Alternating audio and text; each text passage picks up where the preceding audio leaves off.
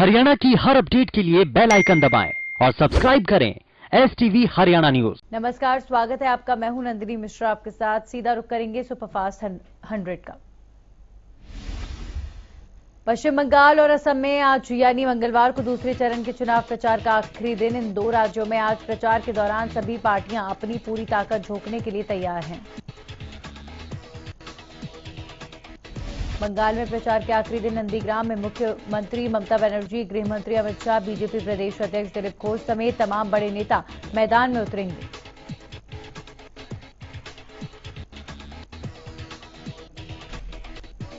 बंगाल में नंदीग्राम से अपने उम्मीदवार शुभेंदु अधिकारी के पक्ष में आज मंगलवार के दिन केंद्रीय गृह मंत्री अमित शाह इसी क्षेत्र में मेगा रोड शो करेंगे। आज शाह 3 रोड शो और 1 जनसभा को संबोधित करेंगे।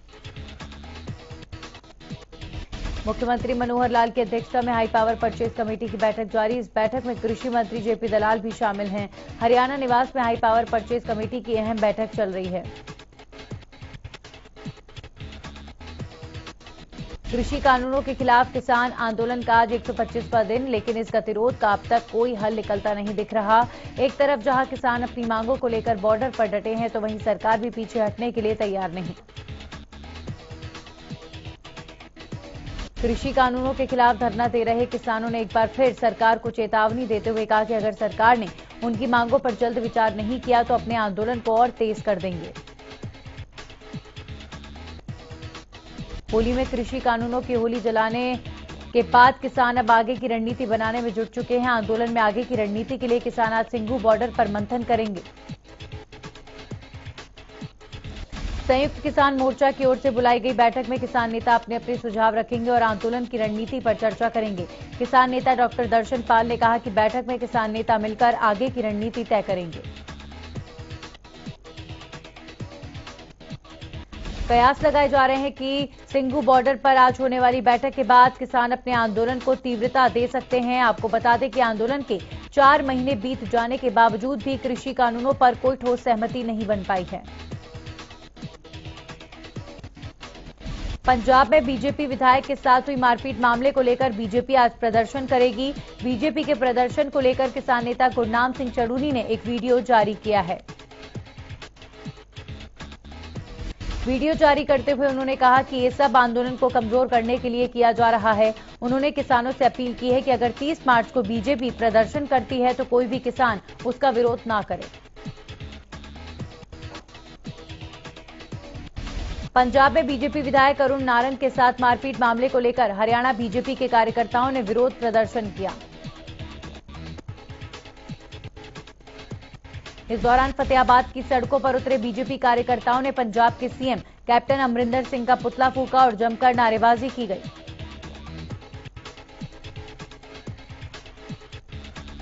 पुलिस की कड़ी निगरानी के बावजूद बीजेपी कार्यकर्ताओं ने फतेहाबाद के भूना मोड़ से पुराने बस स्टैंड तक विरोध प्रदर्शन किया।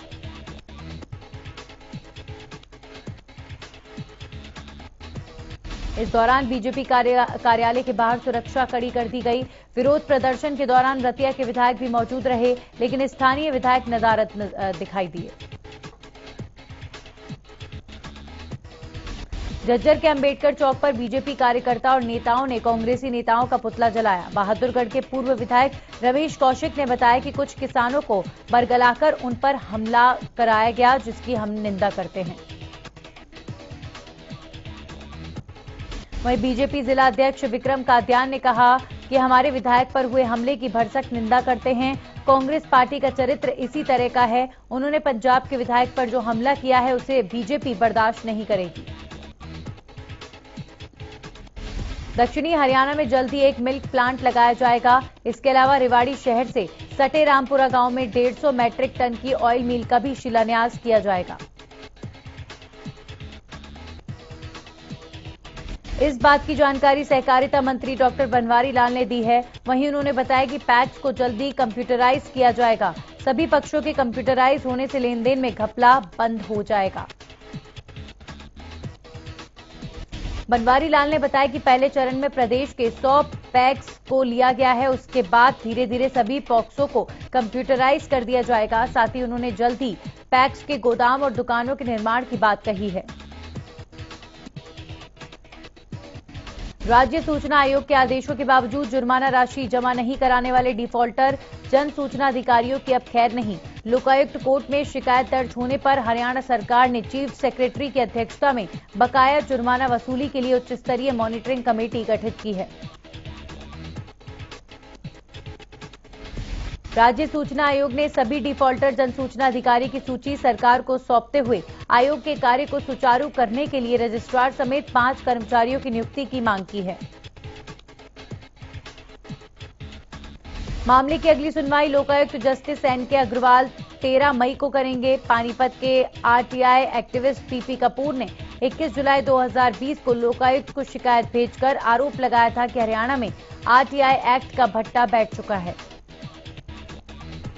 राज्य सूचना आयोग ने साल 2006 से दिसंबर 2019 तक प्रदेश में राज्य जन सूचना अधिकारी पर 3,50,54,740 रुपए जुर्माना लगाया था, लेकिन 1726 डिफॉल्टर जन सूचना अधिकारी 2.27 करोड़ रुपए से ज्यादा की जुर्माना राशि वर्षों से दबाए बैठे हैं।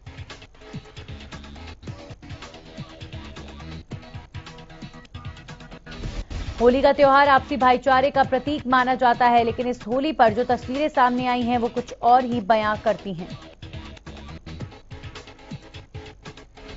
गोहाना के अस्पताल में होली पर लड़ाई झगड़े की वजह से करीब 2 दर्जन से भी ज्यादा केस सामने आए हैं। साथ ही शराब पीकर वाहन चलाने से सड़क हादसे होने के भी 5 केसेस सामने आए हैं। अस्पताल के डॉक्टर अनुज ने बताया कि कुछ लोगों को फर्स्ट एड देकर अस्पताल में भर्ती कराया गया है। जिन लोगों की हालत ज्यादा गंभीर थी उनको खानपुर महिला मेडिकल कॉलेज और रोहतक पीजीआईएमएस में रेफर किया गया है। पानीपत की खजूर नगर में मामूली कहासुनी होने पर एक व्यक्ति की चाकू मारकर हत्या कर दी गई, जिसके बाद पुलिस ने एक्शन लेते हुए आरोपियों को गिरफ्तार कर लिया है। दरअसल खजूर नगर के शमशान घाट के पास से जब युवक पवन अपने मित्र राजवीर के साथ बाइक पर सवार होकर जा रहा था, तब रास्ते में एक बाइक के साथ थोड़ी सी साइड लग गई, जिसके बाद दूसरे बाइक सवार ने गाली देने पर झगड़ा शुरू कर दिया। दोनों बदमाशों ने पवन को चाकू मारा, जिससे पवन मौके पर ही बेहोश हो गया। पुलिस ने मामला दर्ज होते ही आरोपियों को गिरफ्तार कर लिया।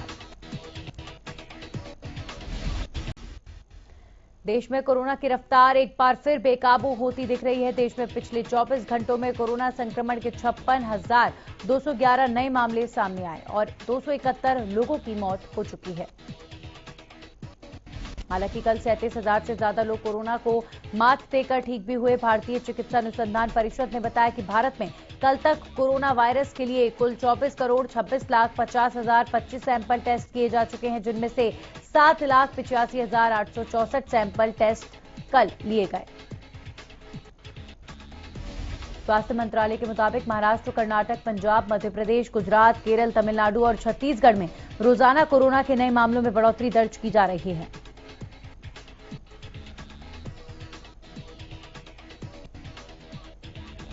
इन 8 राज्यों से नए मामलों का योगदान करीब 86% है। कोरोना वायरस के कुल एक्टिव केसेस में 63% अकेले महाराष्ट्र से हैं। और कोरोना के बढ़ते प्रकोप को देखते हुए पंजाब के सभी स्कूल और कॉलेज 31 मार्च तक के लिए बंद कर दिए गए हैं। प्रदेश में कोरोना संक्रमितों की संख्या लगातार बढ़ रही है। सरकार की ओर से जारी नए आंकड़ों के मुताबिक बीते 24 घंटे में प्रदेश में 995 नए मरीजों की पुष्टि हुई है। सरकारी आंकड़ों के मुताबिक गुरुग्राम में 280, करनाल में 159 और फरीदाबाद में 97 नए कोरोना मरीजों की पुष्टि हुई है।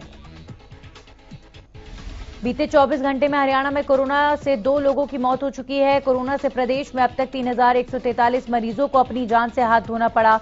इसके साथ ही अब तक 2,76,000 से ज्यादा मरीज इलाज के बाद ठीक हो चुके हैं।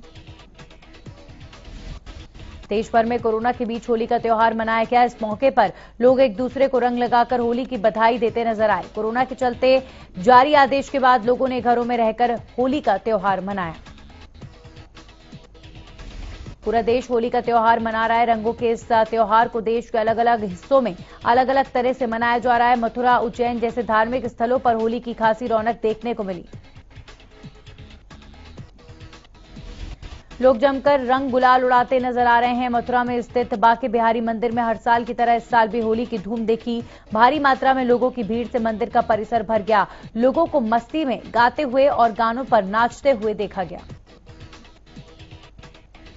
प्रदेश में रंगों का त्योहार होली धूमधाम से मनाया गया। इस मौके पर लोग एक दूसरे को रंग लगाकर होली की शुभकामनाएं देते नजर आए। साथ ही कोरोना संक्रमण को रोकने के लिए जारी निर्देशों को भी ध्यान में रखा गया। होली का त्योहार पूरे देश में धूमधाम से मनाया गया। इधर कैथल में भी बच्चों से लेकर बुजुर्ग सभी पर होली का खुमार देखने को मिला। एक तरफ जहां बड़े एक दूसरे को रंग गुलाल लगाकर होली की बधाइयां देते नजर आए, वहीं बच्चे रंग और पानी डालकर होली का आनंद लेते नजर आए। लेकिन इस बार होली के पर्व पर कोरोना का साया भी छाया रहा। कोविड-19 के बढ़ते मामलों को लेकर प्रशासन की तरफ से सार्वजनिक रूप से होली मनाने को लेकर प्रतिबंध किया गया है। गोहाना में लोगों ने अपने घरों पर ही परिवार के साथ होली का त्योहार मनाया। जहां महिलाओं ने परंपरागत हरियाणवी संस्कृति को संजोकर न केवल सुरक्षित होली मनाई, बल्कि कोडे के साथ अपने देवरों के साथ होली खेली। सभी ने अपने घरों पर मीठे पकवान के साथ रंगों की सुरक्षित होली खेली। देश भर की तरह रादौर में भी रंगों का त्योहार होली धूमधाम के साथ मनाया गया। इस दौरान रादौर की गलियों में बच्चे से लेकर बड़े तक होली के रंग में रंगे दिखाई दिए। लोगों ने कोरोना के नियमों को ध्यान में रखते हुए एक दूसरे को होली की शुभकामनाएं दी। हालांकि कोविड-19 और सरकार के सार्वजनिक रूप से होली मनाने पर रोक के कारण होली पर सार्वजनिक रूप से होने वाले धार्मिक और सामाजिक कार्यक्रम आयोजित नहीं किए गए। लोगों का कहना है कि उन्होंने लॉकडाउन का दौर देखा है, इसलिए अब जागरूक हैं। साथ ही सरकार की हिदायतों का पालन कर रहे हैं। होली के दौरान इक्का दुक्का लोग ही बाजार में नजर आए। फतेहाबाद के गांव बैजलपुर में ग्रामीणों के द्वारा शहर के मुख्य चौराहों पर रंगों और पानी से बड़ी बड़ी कढ़ाई रखी और होली का त्योहार मनाया। गांव के युवक और पुरुषों के द्वारा महिलाओं को रंगा गया। वहीं महिलाओं के द्वारा गांव के पुरुषों और युवकों पर कोड़े बरसाए गए। ग्रामीणों ने बताया कि ये फाग महोत्सव आगामी 3 दिन तक लगातार जारी रहेगा।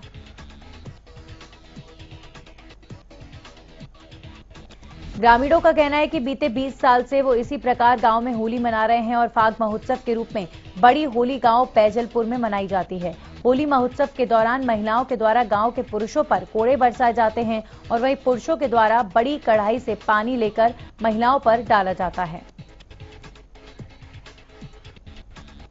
कोरोना और होली दोनों को मद्देनजर रखते हुए चंडीगढ़ प्रशासन ने सुप्रसिद्ध सुखना झील समेत सभी पार्कों और सेक्टर 17 प्लाजा को भी बंद रखा है, ताकि लोग सार्वजनिक जगहों पर आकर होली न मनाएं। चंडीगढ़ प्रशासन ने पहले ही दिन निर्देश जारी कर दिए हैं कि सार्वजनिक स्थलों पर होली मनाने वालों पर कार्रवाई की जाएगी। सोमवार को देश भर में होली का पर्व धूमधाम से मनाया गया। इस दौरान लोगों ने एक दूसरे को रंग लगाकर होली की शुभकामनाएं दी। लेकिन रंगों के इस त्योहार में भी गुला चीका में दुसेरपुर गांव एक ऐसा गांव है जहां ग्रामीण लगभग 160 सालों से होली का त्योहार नहीं मना रहे हैं। 10 गांव में त्योहार न मनाए जाने के पीछे 160 वर्ष पहले होली के ही दिन एक साधु द्वारा दिए गए श्राप को कारण बताया जा रहा है। साधु द्वारा दिए गए श्राप को लेकर ग्रामीणों में वैसे तो कई प्रकार की कथाएं प्रचलित हैं।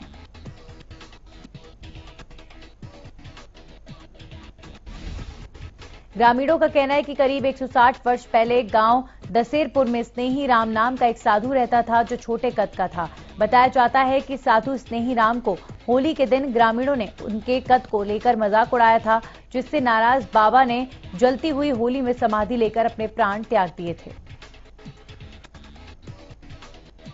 होलिका में जलते जलते बाबा ने ग्रामीणों को श्राप भी दे दिया। आज के बाद इस गांव में होली का त्योहार नहीं मनाया जाएगा और अगर किसी ने होली का पर्व मनाने की हिम्मत की तो उसे इसका खामियाजा भुगतना पड़ेगा। कृषि कानूनों के विरोध में दिल्ली की सीमाओं समेत दूसरे बॉर्डर्स पर बैठे किसानों ने होली का त्योहार बड़े ही धूमधाम से मनाया। आंदोलन में शामिल पंजाब हरियाणा के किसानों ने मिलकर दुल्हंडी का त्योहार मनाया। इस दौरान किसानों ने एक दूसरे को रंग गुलाल लगाकर होली की बधाई दी। प्रदेश के दूसरे जिलों की तरह गोहाना में भी होली का त्योहार बड़े ही धूमधाम से मनाया गया।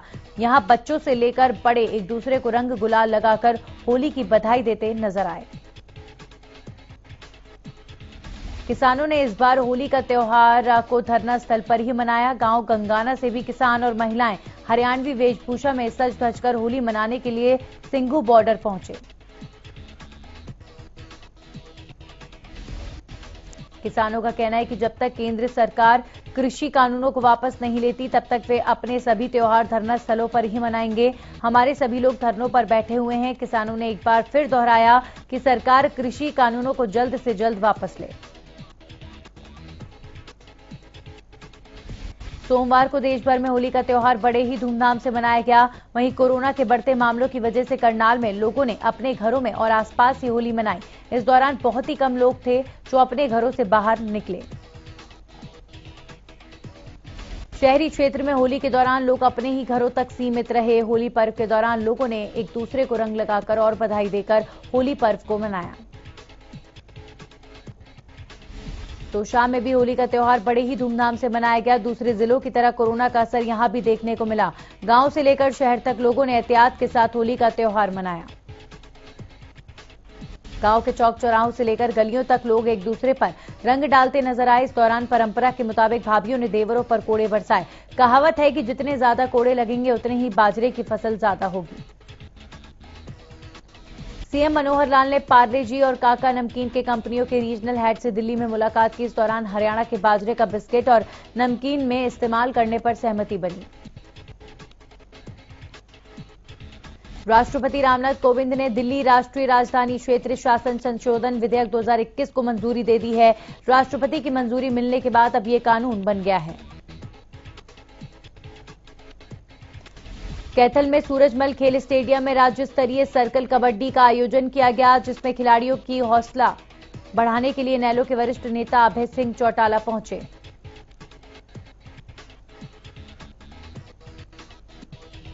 इस दौरान उन्होंने कहा कि चौधरी ओम प्रकाश चौटाला ने खेल नीति बनाई थी जिसके तहत मेडल लाने वाले खिलाड़ियों को धनराशि के साथ साथ नौकरियों से भी नवाजा जाता था, लेकिन आज खिलाड़ियों के साथ भेदभाव हो रहा है।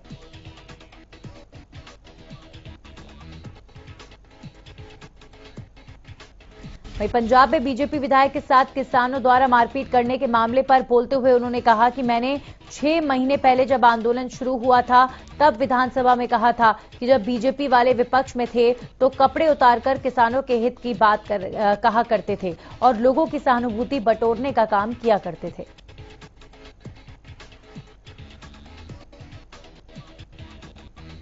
उन्होंने कहा कि पंजाब के एक विधायक को पंजाब में बिल्कुल नग्न करके भगाने का काम किया गया है। अगर हमारे वाले कहीं फंस गए तो मुझे लगता है कि नग्न अवस्था ही नहीं और भी बुरी हालत होगी।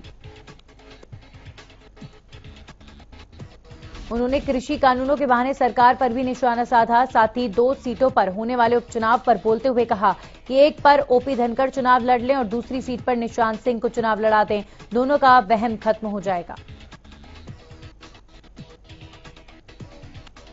सिरसा जिला पुलिस द्वारा पुलिस अधीक्षक भूपेंद्र सिंह के नेतृत्व में जिले भर में बीती रात नाइट डोमिनेशन अभियान चलाया गया।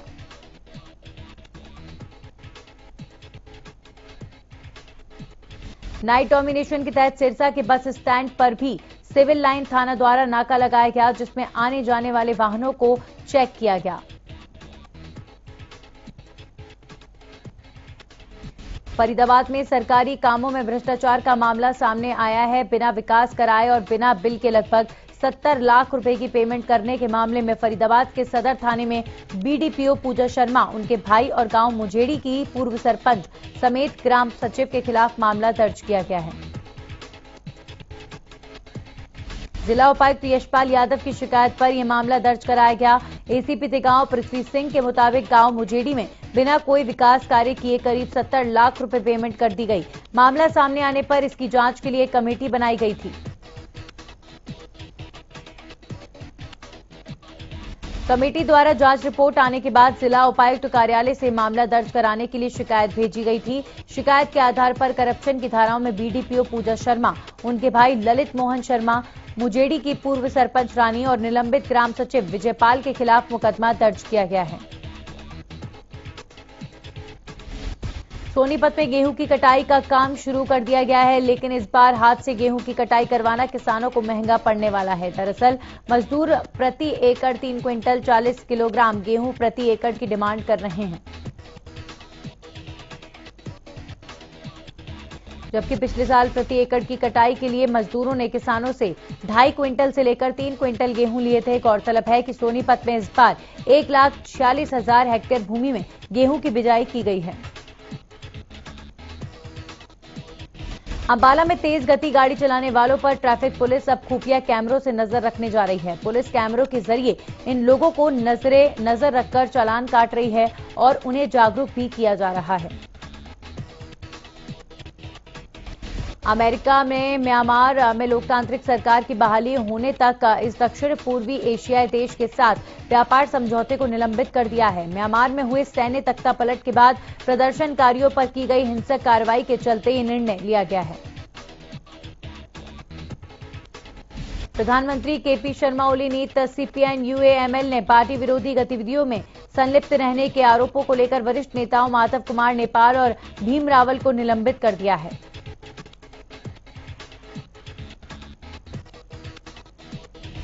अमेरिका में खुदरा कंपनी अमेजन के गोदाम के करीब 6,000 श्रमिकों ने मजदूर संघ बनाने या ना बनाने के बारे में तय करने के लिए मतदान का सहारा लिया। बताया जा रहा है कि यदि यूनियन बनाने के पक्ष में ज्यादा वोट पड़े तो ये ऑनलाइन खुदरा प्लेटफॉर्म के इतिहास में श्रमिकों के अधिकारों के लिए अब तक का सबसे बड़ा संगठित प्रयास होगा।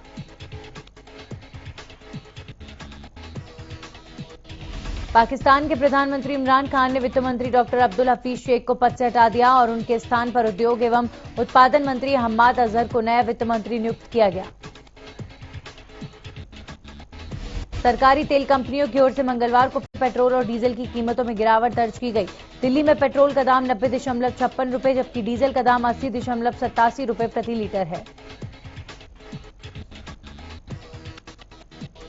बैंक सरकारी खातों के सालाना लेन देन को पूरा करने के लिए चालू वित्त वर्ष के अंतिम दिन 31 मार्च को विशेष समाशोधन व्यवस्था करेंगे। बता दें कि भारतीय रिजर्व बैंक ने बैंकों के लिए सुचारू समाशोधन परिचालन को लेकर निर्देश जारी किया है। विमानन मंत्री हरदीप सिंह पुरी ने बताया कि मई जून तक एयर इंडिया के निजीकरण की प्रक्रिया पूरी हो जाने की उम्मीद है। कई बोलीकर्ताओं ने एयर इंडिया को खरीदने में रुचि दिखाई है और उनमें से कुछ को शॉर्टलिस्ट भी किया जा चुका है।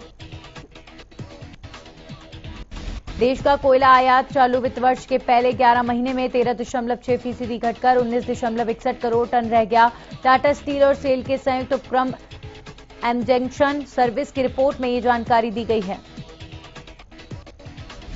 भारत के पूर्व all rounder Irfan Pathan corona virus से संक्रमित पाए गए। उन्होंने सोमवार को अपने ट्विटर हैंडल से बयान जारी कर इसकी पुष्टि की है। भारतीय फुटबॉल टीम को संयुक्त अरब अमीरात के खिलाफ मैत्री मुकाबले में करारी हार का सामना करना पड़ा। ओमान को पहले मैच में 1-1 की बराबरी पर रोकने के बाद भारतीय टीम यूएई टीम से हार गई। मौजूदा पुरुष और महिला विश्व चैंपियन प्रमोद भगत और मानसी जोशी तीसरे दुबई पैरा बैडमिंटन अंतर्राष्ट्रीय चैंपियनशिप में भारतीय चुनौती की अगुवाई करेंगे। मंगलवार से दुबई में शुरू होने वाले पैरा बैडमिंटन अंतर्राष्ट्रीय चैंपियनशिप में भगत और मानसी दोनों SL3 खिलाड़ी हैं जो महाद्वीप के बड़े टूर्नामेंट में 26 सदस्यीय भारतीय दल का नेतृत्व करेंगे। रियो ओलंपिक की कांस्य पदक विजेता साक्षी मलिक और एशियन चैंपियनशिप की गोल्ड मेडलिस्ट दिव्या काकरन, पिंकी और सरिता मोर के साथ अलमाटी में 13 और से 18 अप्रैल तक होने वाली एशियन चैंपियनशिप में भारत की चुनौती पेश करेंगी। अभिनेता पारस कलनावत ने अपने पिता को याद करते हुए इंस्टाग्राम पर उनकी तस्वीर शेयर करते हुए लिखा कि दुनिया के सबसे बेस्ट पापा, मुझे अफसोस है कि मैं आपको बता नहीं पाया कि मैं आपसे कितना प्यार करता हूं। अभिनेत्री कंगना रनौत की अपकमिंग फिल्म थलाईवी 23 अप्रैल को सिनेमाघरों में रिलीज होने वाली है और रिलीज से पहले उसके प्रमोशन के लिए एक्ट्रेस और फिल्म के मेकर्स ने खास योजना बनाई है। थलाईवी प्रमोशन के बारे में एक्ट्रेस कंगना रनौत ने अपने ट्विटर हैंडल से वीडियो साझा कर फैंस को जानकारी दी है। दरअसल ये प्रमोशन की खास योजना फैंस के लिए ही बनाई गई है।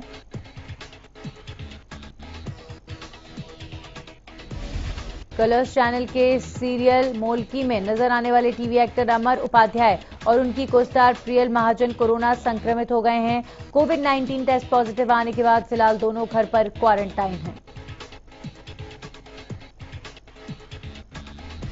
होली के मौके पर आम लोगों के साथ साथ फिल्मी सितारों ने भी अपने तरीके से जश्न मनाया। एक्ट्रेस प्रियंका चोपड़ा ने अपने इंस्टाग्राम अकाउंट पर होली सेलिब्रेशन की कुछ तस्वीरें साझा की।